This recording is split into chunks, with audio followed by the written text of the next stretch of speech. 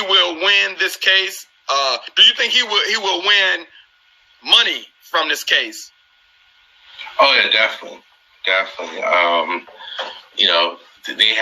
He had some clear cut damages. I mean, he lost the contract, he lost endorsement deals, and then us lawyers, we can throw in other stuff in there like future employment loss. So he definitely. Now hold on, time out. Let's go. Let's start. Let's pause right there. He said future.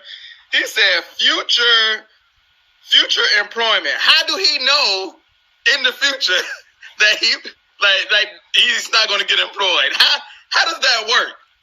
Well, you don't know, but we can prove beyond with preponderance of evidence, we can make an argument that he would.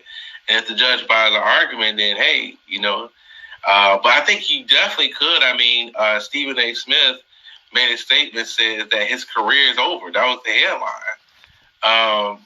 So I mean, nobody's thinking about hiring someone who makes those types of statements. Yeah, maybe in the NFL, but he might go to college or high school or something like that, because it's not as big as a platform as the NFL. Sure, but I mean, if you can show that, hey, someone stopped you from doing what you were potentially in your line of trade, what you were, destined to be, right, then you definitely have a claim for stopping the future employment. Do you think it's a chance that the NFL might just settle so they won't have to deal with this? I think it's a high chance based off all the analysts. They think that this is going to settle. But the NFL said that they're going to vigorously defend their claim. So I'm really interested in seeing what their response is going to be. I thought that his lawyers did a really good job in drafting up the complaint. It was really well written complaint, a 21-page complaint.